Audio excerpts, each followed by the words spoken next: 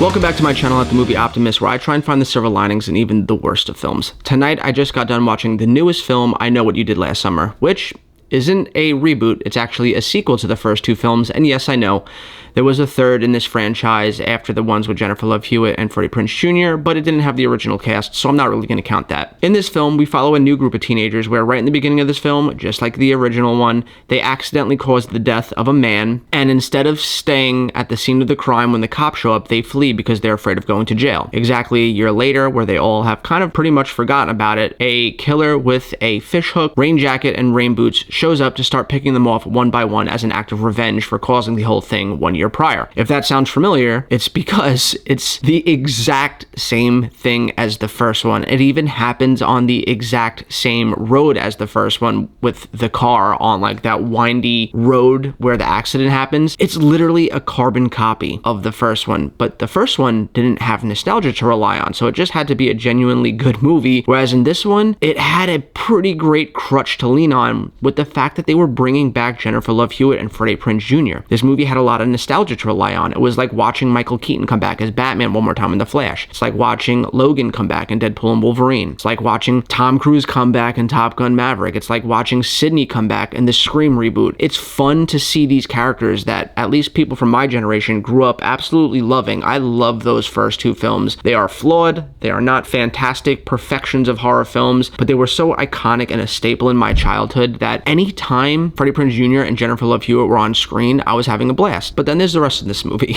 So let's start off with the good. This movie actually does something really well that a lot of horror movies featuring teenagers getting killed by some masked killer does not do very well, and that's getting you to care about these characters. They give you just enough backstory and just enough of seeing them get to bond with each other that you learn enough about them that they actually seem like genuine friends, and they all have distinct personalities that you really like. One of the standouts in this film, this guy, he's like this over-the-top friend that's considered a tryhard. If you don't know what that means, it's like the friend that's constantly trying to be funny, and half the time he is, half the time he isn't, but he's just saying some outlandishly wild shit. And I have a friend like that in my group of friends, and he was genuinely funny. He was like the comic relief of the movie, and I thought that he was really good, and I thought that Madeline Klein was actually fantastic in this film. She has a lot of really intense moments and a lot of comic relief moments. She handles it excellently, and I love seeing her branch out outside of things like Outer Banks, which I love her in. Honestly, all of the cast here was really good, including Jennifer Love Hewitt and Freddie Prinze Jr., which are fantastic. They slip back into their original roles flawlessly. It's like they haven't missed a beat. Also, the act of seeing how the legacy older characters intertwine with these new characters was really fun. And this movie at its heart is a murder mystery about trying to figure out who amongst these people that have been introduced to us are the killer. Everyone loves a good whodunit, and trying to figure it out was genuinely fun. That being said, everything else about this movie was a letdown up until the end, where it really just slaps you in the face if you're a fan of the original one. The kills in this movie are some of the most uninspired kills I've seen in a horror film in a long time. It's about a guy that kills people with a hook, sure, but there are so many creative things you could do with that, but it's relegated to just hook to the stomach, dead, hook to the neck,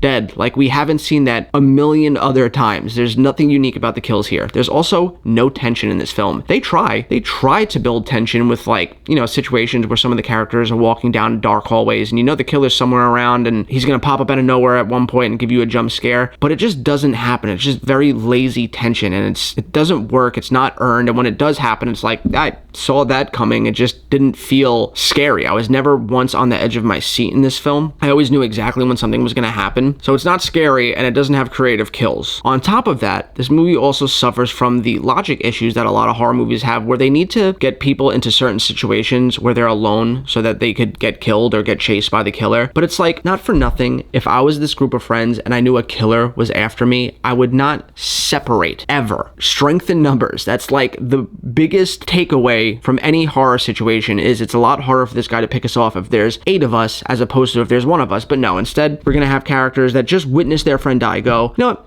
I'm gonna go to the gym, go to the sauna in the middle of the night by myself because I want to get swole, so when this killer comes at me, I could take him on in a fight 1v1. It's like, what? Or someone just almost got killed, but they survived, so they want to go home and be alone and take a bath. What? Or, I don't know, there's a killer hunting us, and there's just the two of us in this dark house in the middle of the night, but I'm gonna go out to my car and sit in it and reflect in my feelings because we just had a fight for a little while. It's like, really? There's a killer hunting us, and you're gonna go sit in your car alone while we're in the middle of nowhere? And on top of that, on top of the logic problems with getting them to separate so that they could get picked off one by one, they also make really dumb decisions in the moments where they're alone. Like, one of the characters knows the killer's in this building with them. They are being hunted. The character is hiding in a very secluded hiding spot, and instead of being quiet, taking their phone out, putting it on silent, and sending a text message to their friends saying, hey, the killer's with me, come and help me, they do a voice memo where they talk into the phone the text message that they want to send, and then they tell it, like, Siri, send. It sends to their friends, but the killer then hears them and starts attacking them. It's like, well, what the heck did you think was gonna happen? Like, it was just written by an idiot. All of this movie's scary sections were written by an absolute idiot. And then the parts that were written by someone that was tasked with just the character development was great. It's like there was two different writers to this film. One of them understood how to create good characters, and one worked on Sesame Street, and they were hired to come in and make a scary movie. And it was just so mind-boggling, the stupidity that went into the script for this film.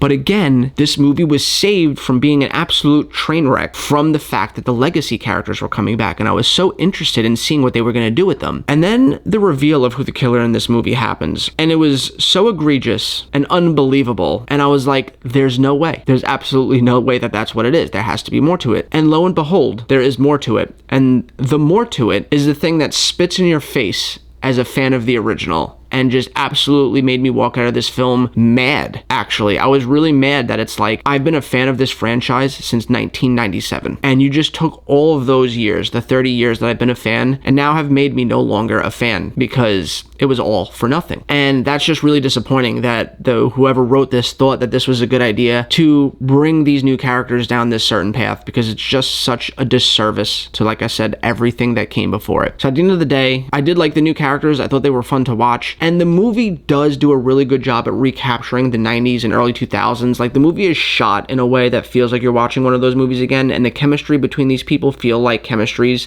that you would have seen play out amongst friends with a similar humor from the 90s. So there were a lot of times where it wasn't just Jennifer Love Hewitt and Freddie Prinze Jr. that made me feel nostalgic, but the storytelling and the cinematography and the editing felt very nostalgic. And the music too. It had a lot of music that felt very similar to the 90s. But yeah, I can't get it to like a positive score. It was just, they did so much to drag this through the mud that at the end of the day, I'm going to give this movie a 3. Now, that being said, there is an after credit scene here that sets up something that is so exciting that I'm going to sit here and tell you I am actually still excited to see a sequel to this movie if it actually manages to get one with the bad reviews it's most definitely going to get. It sets up what this movie should have been. And I'm not going to talk about it until I get into my spoiler section, but just know that there is an after credit scene that teases a sequel to this one that could actually be a worthwhile film. But god damn, I hope they hire a new writer, because this one should be fired from doing horror ever again. So yeah, at the end of the day, I'm giving this movie a 3 out of 10. If you're a diehard fan of the franchise, go watch it so that we get the sequel that we deserve, but just know that this one's not going to be that great. Anyway, let me know what you guys think in the comments down below. Have you seen it? Has my review made you want to see it? Or maybe my review has made you want to stay away from seeing it? If it has, let's talk about it in the comments down below. And really quick, I just want to get into some spoilers, so if you don't want to see those, I hope you have a great rest of your weekend, but if you do want to hear what they are, well, here it is. At the end of the film, you find out that the killer is one of the friends in the group of friends, which is egregious because they are a very tiny person, which wouldn't be that big of a deal if a lot of the kills were like, you know, them sneaking up on people and stabbing them in the back. But there are scenes here where they're literally throwing down with some of the dudes in this, and there's no way they would be able to overpower these dudes and flip them over tables and toss them in the air and beat the shit out of them at this girl's size. And she's not like tiny and muscular, she's just tiny, and it's just physically impossible for her to ragdoll these people the way that she was. So I was like, there's got to be a catch, there's got to be another killer. They're pulling a Scream here where there's 2 killers, and there is, and it's Freddie Prinze Jr. He's essentially so mad that the town of Seaport, or whatever it's called, tried so hard to hide the fact that these awful murders happened to them in 1997 that he wants the town to remember. So he himself becomes a killer to exact revenge on the town from trying to erase it from existence. And it's just such a disservice. Like, he survived so much and was was always the hero. He showed up at the end of the day to save the day, and I was waiting for that to happen in this one, and he does technically show up to fake saving the day, and he has a cool moment where he shoots the girl that is the killer, only to reveal that they were actually partners, and now he's gonna try and kill the rest of them. And I was just like, some people might like that and think like, hey, this is what trauma will do to even the best of people. Even heroes fall sometimes, but I just don't think it was earned. I don't like it. I think they punked Freddie Prinze Jr.'s character hard, especially because the mid-credits scene teases that the girl that got shot by Freddie Prinze Jr. didn't actually die. She's still out there, and Jennifer Love Hewitt actually goes to her old roommate who was in the last film with her and tells her like, I need your help in hunting down this killer and killing them before they could kill anybody else. And they tease this really epic sequel where it's going to be the legacy characters of all the past films coming together to kill this final killer. And it would have been so much better if you still had Freddie Prinze Jr. there, and the fact that he's not, and the fact that you just punked his character so hard after all the shit he went through, I literally felt slapped in the face, metaphorically, for them doing that. And it just made me really not like this movie at all. It made me feel very yucky, and it made me look back on the other films and feel like all that was for nothing. Like, you know, they had their happy ending. He beats the bad guy at the end. Jennifer Love Hewitt and him fall in love, they get married, and in this film they just rip it all out from under you. They get a divorce. Freddie Prinze Jr. is an asshole. Now he's a killer. Just felt like a waste. So anyway, guys, let me know what you guys think in the comments down below. Does this sound as disrespectful as I'm making it, or am I just being a little too sensitive about it? Let's talk about it in the comments down below. But as always, guys, I hope you have a great rest of your weekend, and I'll catch you next time.